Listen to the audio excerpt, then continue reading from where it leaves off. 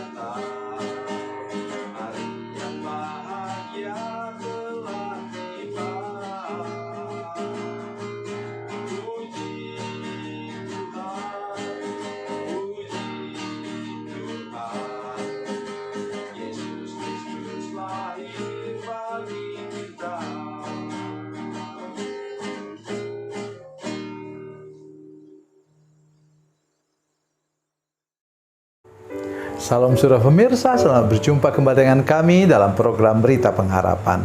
Saudara pemirsa, saya mengajak kita hari ini untuk mulai sadar. Ya. Kok banyak ya? Bukan banyak lagi. Hampir semua rasul-rasul meninggal sebagai martir. Hanya Rasul Yohanes yang tidak sampai meninggal karena sebagai martir. Karena dia digoreng oleh Kaisar Domitian, tetapi melepuh pun dia tidak, sehingga Kaisar Domitian putus asa dan dia diasingkan ke Pulau Patmos dan meninggal di sana. Saudara pemirsa, mari kita berdoa lebih dahulu sebelum kita mendengarkan firman Tuhan ini. Bapa, dalam nama Yesus kami mengucap syukur untuk firman Tuhan yang ajaib dan luar biasa ini. Kami percaya ya, kami mendengarkan firman Tuhan ini, kami dikuatkan dan tidak pernah menyerah menghadapi tantangan apapun juga.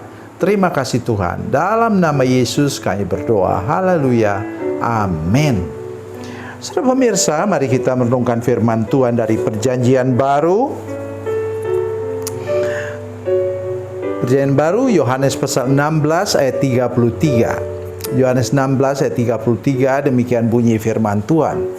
Semuanya itu kukatakan kepadamu supaya kamu beroleh damai sejahtera dalam aku. Dalam dunia kamu menderita penganiayaan, tetapi kuatkanlah hatimu. Aku telah mengalahkan dunia. Amin. Saudara sekalian, apa yang tidak mampu dikalahkan oleh kita sebagai manusia daging ini? Satu ialah kuasa iblis. Biar saudara tembak dengan roket juga, kan iblis itu makhluk roh. Kan saudara tidak bisa. kalahkan dia. Yang kedua ialah apa? Dosa. Sepanjang kita hidup dalam tubuh daging ini, kita masih selalu ada kemungkinan jatuh ke dalam dosa. Yang ketiga ialah maut, kematian. Ya. Orang bisa menghabiskan uangnya miliaran rupiah untuk berobat. Karena semua kita ialah berusaha untuk hidup sehat, pulih dari segala macam penyakit dan kelemahan. Nah, kita mendapat jawaban. Yang pertama ialah apa? Dari Injil Lukas pasal 10 ayat 17 mengatakan apa, saudara sekalian? Dia katakan bahwa setan-setan pun takluk kepada kami demi namamu. Jadi nama Yesus sudah mengalahkan apa? Segala bentuk belenggu kuasa kegelapan. Ya, kalau sudah sempat belajar bersama dengan kami, kita ambil dari Lukas pasal 8 ayat 2, di mana itu Maria Magdalena itu dirasuk oleh 7 roh. 7, ya. Dan kami belajar bersama-sama, ya. Roh pertama ialah roh Lucifer, kedua adalah roh Mammon, dewa uang. Tadi dewa kesombongan, dewa uang. Kemudian ketiga, dewa Asmodeus, dewa hawa nafsu. Kemudian yang keempat, dewa Lewiatan. Lewiatan itu adalah dewa iri hati, dengki, dan cemburu. Kemudian yang kelima, dewa Baalsebub, dewa rakus, serakah. Uang untuk orang 1 juta dia ambil makan sendiri.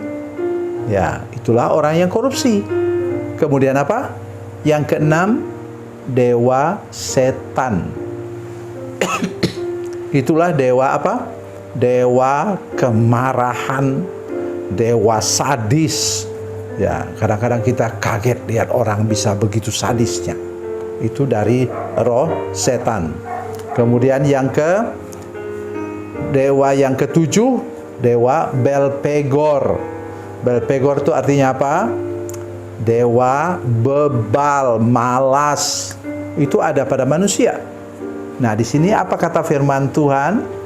Yang luar biasa ialah, semua itu kukatakan kepadamu sebab kamu beroleh damai sejahtera dalam aku. Kita harus penuh dengan salom. Mengapa? Katanya firman Tuhan ini, dalam dunia kamu menderita penganiayaan. Penganiayaan bukan harus kemudian penganiayaan fisik. Saudara dipukul karena saudara orang percaya, tidak. Ya, tetapi apa tadi saya katakan? Penganiayaan batin lebih berat. Ya. Dan kemudian Yesus katakan apa? Dia sudah mengalahkan apa tadi? Kuasa gelap, sudah mengalahkan apa?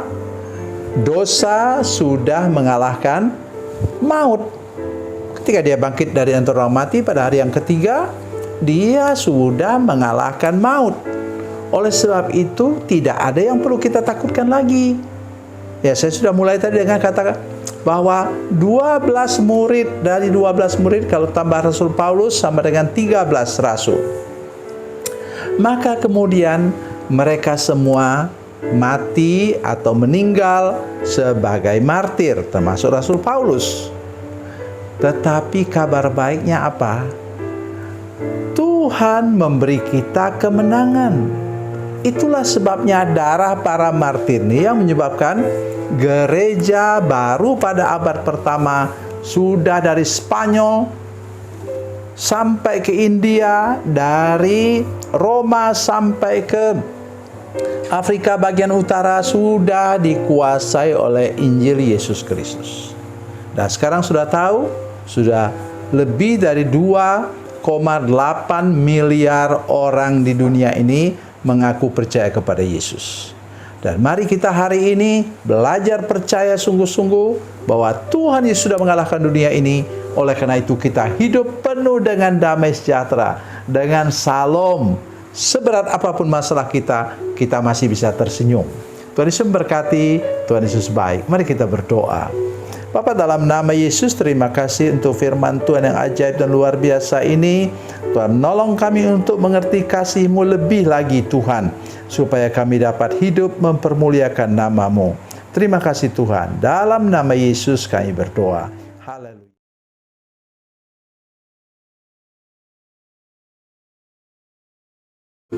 Salam saudara pemirsa, mengakhiri program ini, saya mohon kepada saudara-saudara pemirsa sekalian untuk bila saudara menyaksikan program ini melalui channel YouTube, maka tekan subscribe dan bunyikan lonceng. Dan bila saudara menyaksikan program ini melalui channel Facebook, tolong saudara-saudara sekalian tekan like dan juga komen. Dan demikian pula bila sudah menyaksikan program Makanan Bergizi hari ini yang tertulis, maka tekan yang sama juga, tekan like dan tekan komen. Dan tolong saudara-saudara sekalian untuk membagikan program ini, share program ini di channel saudara-saudara sekalian, supaya lebih banyak lagi orang diberkati melalui program ini. Tuhan Yesus memberkati, Tuhan Yesus baik.